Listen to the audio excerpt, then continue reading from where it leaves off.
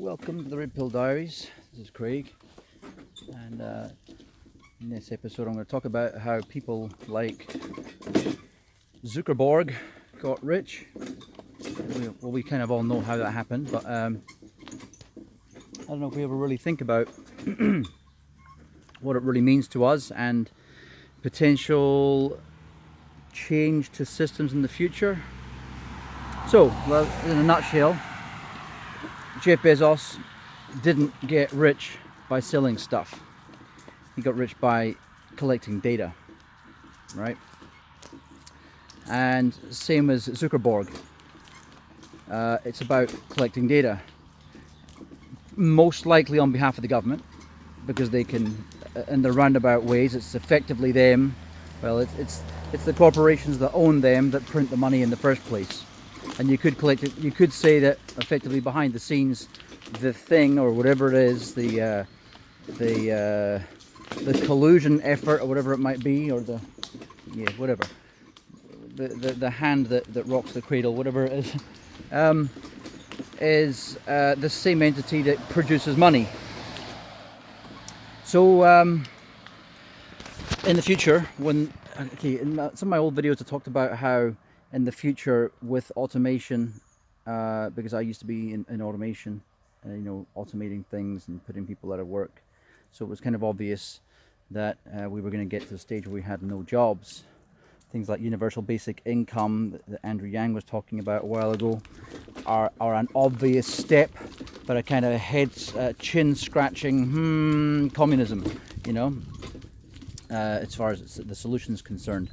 And if you look at the, I'm just saying everything really quickly right now. If you look at the movement of cash, from the early 1600s, 1602, the creation of the stock market, where companies could be owned, therefore taking the money out of the hands of the feudalists, the king, queen, the lords of the land, that kind of thing, and it opened money up to be owned by others, so others could have capital or a share in ventures, right? This was a change of the economy. This had to happen because if you kept things going too long, people would eventually kill the minority, right? The same thing's happening now. Although I really think that those that believe in things like Q are just fooling themselves, because if they think they're going to storm Washington, I think when the governments or let's say the powers that be, because it's a collection of different things, that's families, oligarchs, dynasties, that kind of thing, right? When they feel threatened, I believe they've spent enough time taking our collective energy, mental energy and physical energy, to have created some really devastating weapons that we have no idea what level they'll be at now, right?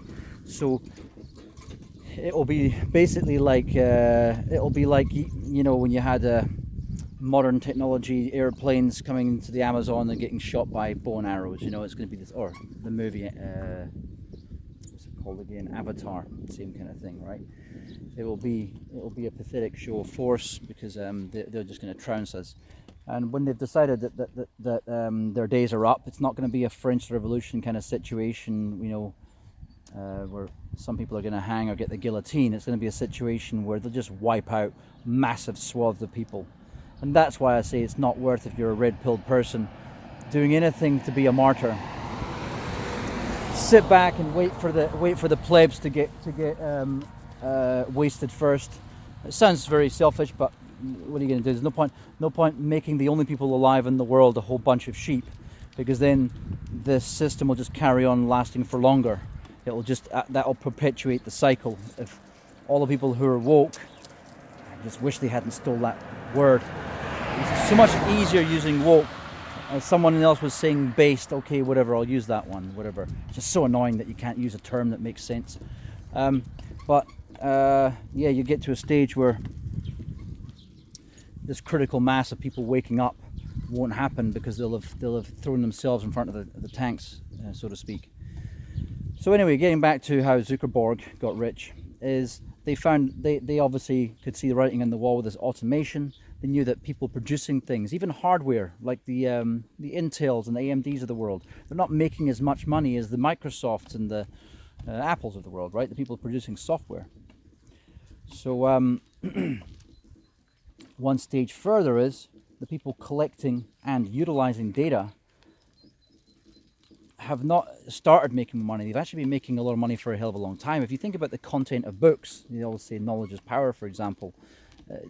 This hasn't really changed. It's just that now we're living in an age where they can maximize the revenue or usefulness, or the positive effects of having the data, right? So it was probably inevitable that we were going to get to this stage. Someone smart enough for us plug all this information into an AI machine might have come up with this 50 years ago, or 100 years ago even, or even longer. So that brings us to the point of, well, where's the future of us? And the future of us might just be in the data that we own, right?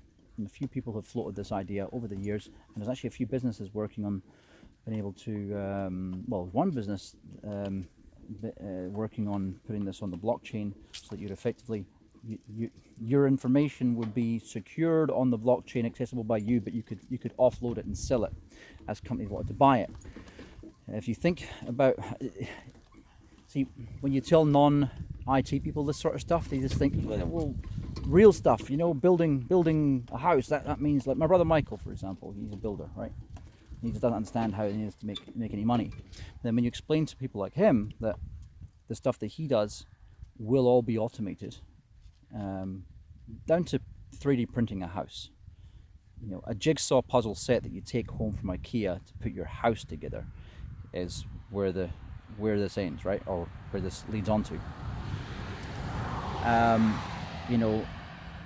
Let's say you could even have the electrical grid in your house, the wiring already put in with runners, so everything would be all paint by numbers, basically stick it together. So the difficulty of things gets taken away because when you hand over difficulty to robots and AI, or for want of a better expression, smart technology, you end up making a world that's actually quite easy for dumb people to live in, and this was also happening right now. So they need our raw data to train algorithms to make more money out of us as consumers. But then it starts to beg the question, why do they need this off us if they print the money? What do they need us to be consumers for? And the reality is they don't. And this is where I come and say, what if the ruling elite, riddled with evil, what if they're not as bad as, I don't really believe this is the case, I'm just floating the idea. What if they're not as bad as it would first seem? And all they're really doing is keeping the wheels going round, and nothing's really planned at all. Well, if there weren't so many thousands and hundreds of thousands and possibly even millions of coincidences that are too uncanny to be coincidence, then I'd probably believe that was the truth. But instead, I think that we are heading down what many of us have suspected for decades, and that is a time with no jobs. This obviously contrived pandemic, because it just happened to come in 2020. We've got this weird disease, which, by the way, I think I have now. And I'm not just being paranoid or whatever this thing is. I'll tell you why. I've had a funny cough for 3 weeks. I've got pains in my chest, so it's the kind of chest pain you'd get if you had a fucking really bad flu, and your chest had like green groggers and shit in it, But yeah, I don't have any of that. I just got a little bit of phlegm. It's been holding on for weeks. I feel lazy as hell all the time. I really force myself to go out, and even then I get back. Like yesterday, I cleaned the bus, and I just felt absolutely knackered, like drained, like I've done a proper full day of work, hard slog, and I haven't. So there's that, and these random pains. There's a few people I know. Well, we of course got tested. Here's the thing, though. I just don't believe the tests are accurate. I do believe that whatever this thing is, it's engineered. I do believe whatever it is, we're all going to get it. I do believe that's by design, on purpose. I think, I could be wrong about all these things, but I don't, when I say I believe it, of all the likelihoods there's certain tracks or certain ideas that you will have to think, well, of all the ideas I have, these are the most likely ones. So I'm not saying it's set in stone. I'm not saying that I'm impervious to new information. It just seems that all logic would dictate that's what's happening, based on the coincidences that can't be coincidences. This was the perfect year to trigger a reset, to make it seem like it wasn't the fault of the ruling puppet shows of the world, which I also believe are all in cahoots with each other. They all play their roles. The same as in this actor-based reality, people like Trump and Biden play their ridiculous roles. So too do North Korea and everything else. You know, at the end of the day, they're all doing the same thing. They're all farming human beings, harvesting their knowledge, harvesting their intelligence and their muscle. Of course, the muscle parts required less and less and less, which leads you to the whole matrix thing, you know, because eventually they don't need our muscle power, because they can use the hydraulics and everything else, and you know, the new brushless DC motors and everything else that's been able to be turned into machinery using the smart tech, and eventually they won't need that. So all they really need is the brain power. I'm a believer that AI is either very far away, true AI, true proper, the intelligence that you couldn't tell the difference between a human being and an intelligent human being and an intelligent piece of code, is either far off or may actually never be possible with digital technology. All right, could be possible with artificial technology, artificial genetics. Anyway, so as far as monetizing, you know, what we're going to do in the future for work, it might simply be a case where Zuckerberg and people like Jeff Bezos got in early to harvest our data that should belong to us. So they effectively got in early before people knew it was worth anything, and they effectively robbed everyone. And that's why they're extremely rich. Also because they're allowed to become rich, because the TikTok was a bit of an expose on its exposure really on what the American government is scared of. They're scared of Chinese technology. Now, China obviously pushed that so that it launched globally in a strong position, because there's other apps that are quite similar. Now, what are they scared of? Well, they're scared of the algorithmic side of it, the predictive. They're scared of the control mechanism that media presents. So, Scotland, for example, is propagandized by English media, masquerading as British media. But Britain itself, the legal term Britain and the legal term United Kingdom, that just means English elitism. It's the elite of Westminster and other parts in Oxford and things like that, right? That's all it means. So Scotland has, I think, one newspaper from Scotland. As far as the major newspapers are concerned. The TV is completely propagandized. So ITV, Sky TV, BBC. It's just complete English propaganda, right? So that's a very dangerous position for any country to be in. Everyone knows that, except, of course, a country that never had its own government for years, like Scotland. Well, we know it as well, but we can't get rid of the bastards. So in the case of America, they do know this. They know that they own Amazon, because Amazon is operating within their borders. Jeff Bezos lives there. Zuckerberg lives within the borders of that country. He has to answer to their courts. They can put the thumb screws down. That's if he's even separate. I mean, as far as I'm concerned, he might just be a puppet of them. Maybe it was owned by the CIA all along. Facebook, we don't really know. But it likely was. So when they lose control, it's the same as the Huawei situation. There's the hardware to transmit the data around the world that they have obvious backdoors into. The same as they made sure that all the banking system run on DES level 3 in most countries. DES level 10 in America, I think it was, which is the highest level of encryption. Of course, they came up with the DES standards of encryption, so they made sure other countries had lower standards, so no one could read American data, but Americans could read everything else, right?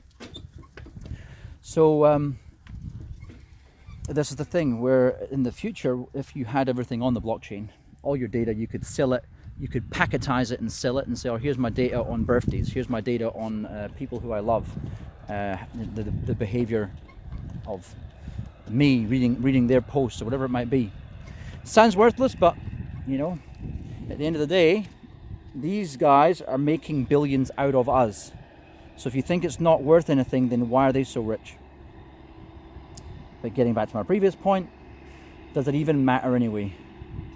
I think the reason these people are allowed to become so rich, and I'm going to have to pause this because there's noisy tractors coming up here. Where's the pause button?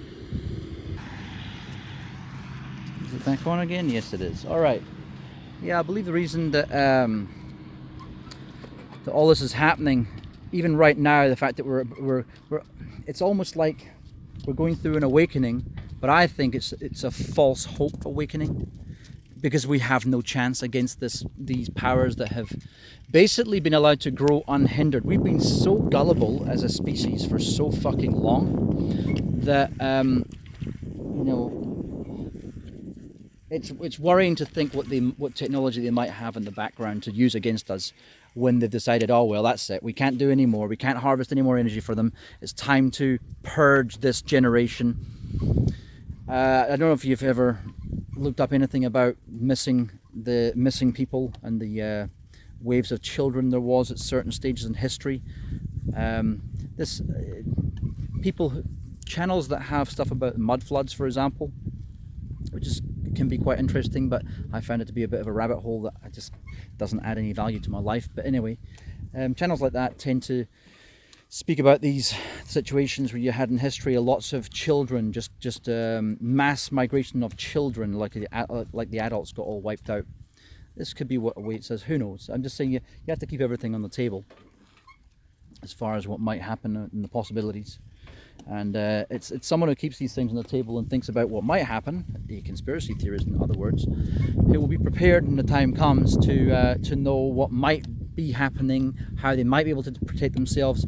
But ultimately, if this is what's going on in the future, massive purges, then what would be the case is there's very little you can really do except for just elongate your life a little bit. If things like Agenda 2030 or Agenda 21 are true, which they are, I mean, they were written about. The Georgia Guidestones does exist, it's there. If these things are actually true agendas that are going to be executed, then it's likely that it's going to be kind of like a dark ages. For people like us, it would be. For not for the elite, they'd be living in their little seclusion, probably taking over little places like New Zealand so they can be away, so they don't have to watch the terror and destruction that they cause. Which is kind of how Americans are treated, and other countries like Britain are treated at the moment. Their people are treated like that. It's like, well, we're just going to go away and we're going to murder people down in Iraq or Syria. And you're going to feel good about it because we're going to give you a little bit of propaganda that tells you they're bad people and that the country's controlled by bad people. And while we're down there raping and killing and pillaging, you can have a backstory to make you feel that you shouldn't have any guilt, even though you're funding us. And you can listen to our stories about how you're safer because of the work that we've done, even though you're not, because, well, the statistics, and if you believe the news or the statistics. Or just your eyeballs in some cases, if you saw the explosions in the buses in London years ago, or any other terrorist event that you might have been privy to in the world, the one in Glasgow airport where everyone beat the shit out of the guy. Had a bomb that didn't go off properly, it just fizzled out. Then you might understand that I can't remember where I was going with that one, to be honest with you. Right, anyway, so monetizing our data is probably the only way we're going to be able to have work in the future, other than being a prostitute or a pincushion for the elite, basically. Or maybe, I don't know, a lab rat or something like that. There'll be not many jobs left. We're already getting there. The charade and the facade that has to be held up, showing that the economy requires this and that, it's quickly beginning to unwind as the bullshit that it is, because money gets produced at will. So what will probably happen, as I've mentioned many times, the American dollar will last the longest out of all the fiat currencies, because you still need to buy it to exchange telecommunication minutes, to buy and sell oil. So it is the reserve currency. So that's why America can print as much as they want, and have noticed that it doesn't really affect the economy. They're not getting hyperinflation. But what does that mean for everyone else? What it means is that when they start printing money in places like Australia, New Zealand, Iran, they will get hyperinflation. They'll start to collapse. But the thing is, they'll owe money. That'll be good for a while for America, because they'll start to be able to gobble up the assets in other countries. But eventually it will start making the world financial system fail. And so what America will have to start doing is printing money for everybody else.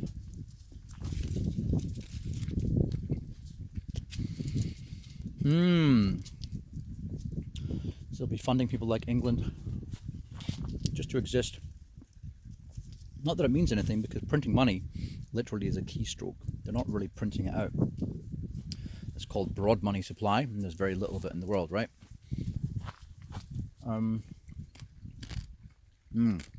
Getting back to coronavirus. So it's been 3 weeks. Lungs are bad. Just to let me know if anyone else gets this, right? Random pains. Like I got one here, my leg. My friend got it in his arm. He also reckons he's got it. Just a persistent cough. It makes you cough, but it makes the top of my lungs hurt here. This area, there and there.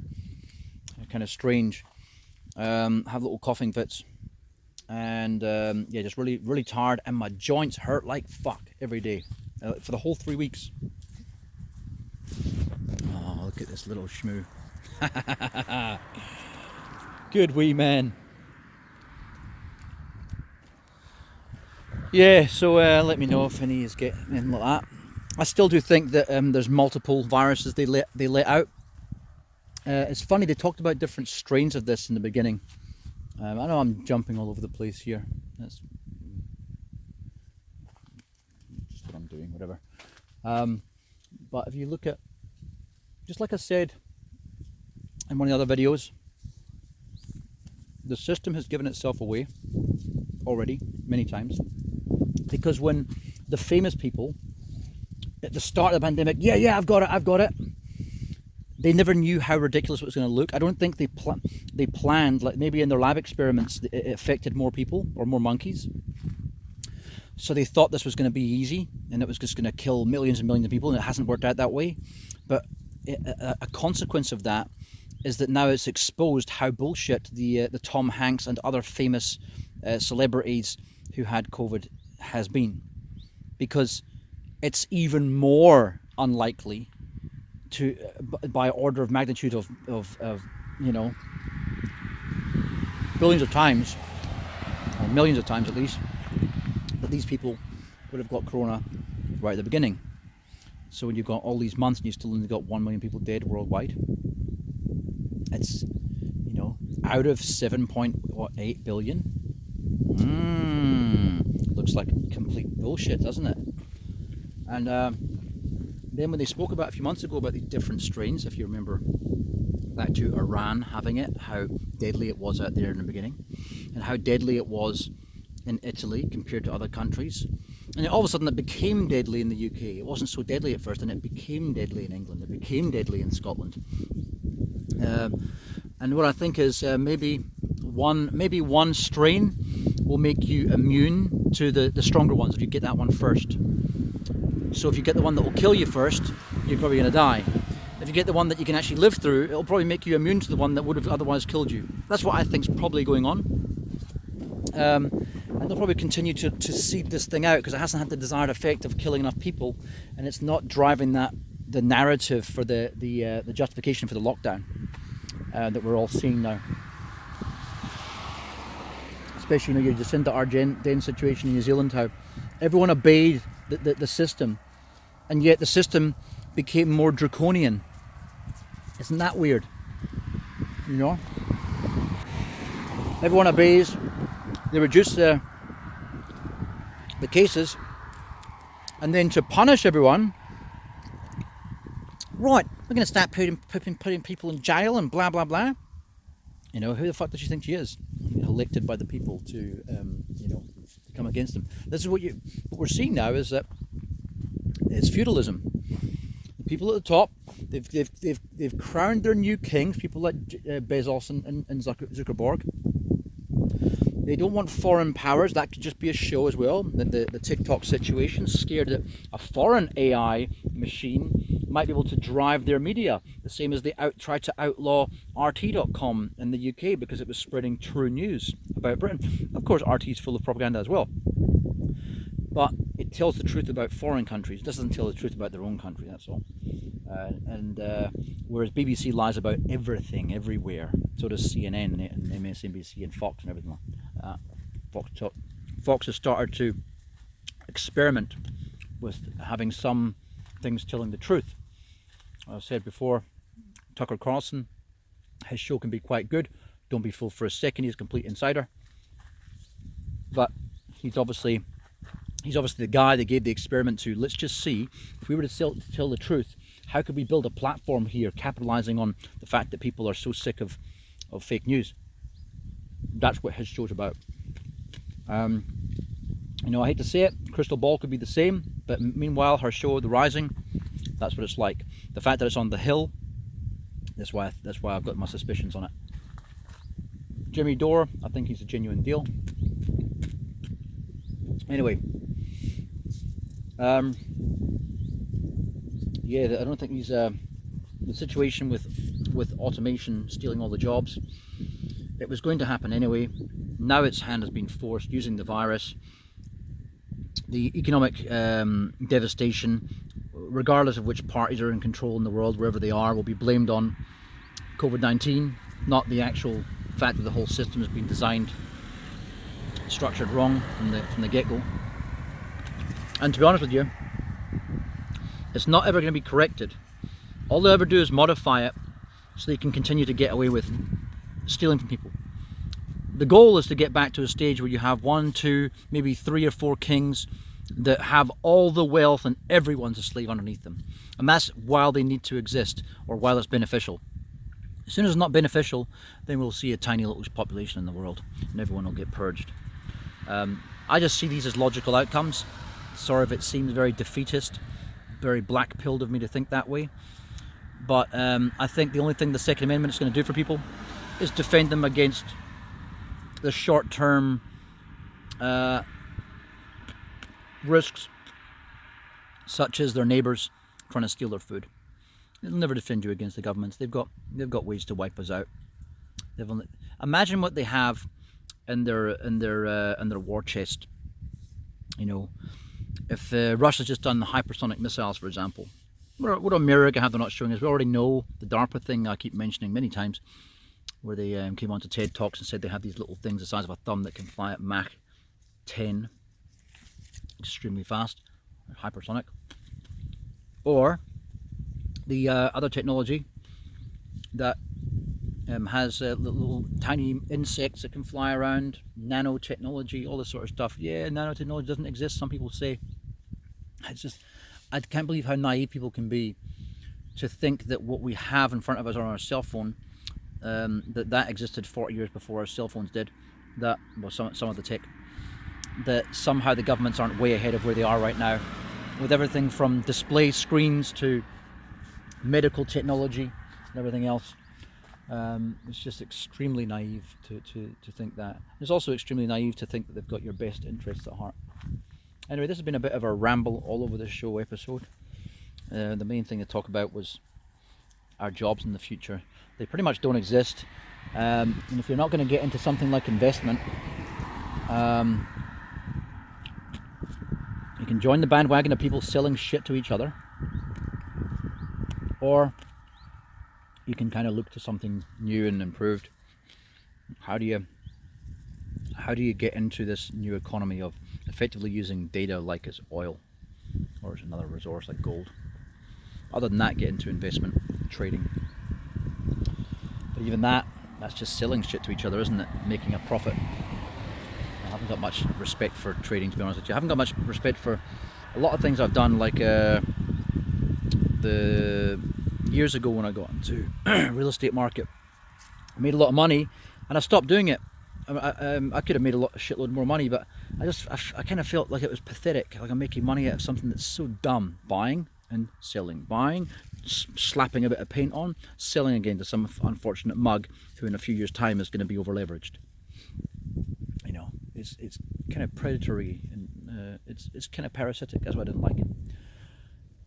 Almost everything is. There must be a better way than being parasites, and that's what I think we need to collectively come up with some kind of plans in this world, how we end up, I don't know, living a better existence than not just what we're doing, what the world's planning to do collectively. All right, I'll leave it at that. Thanks, bye.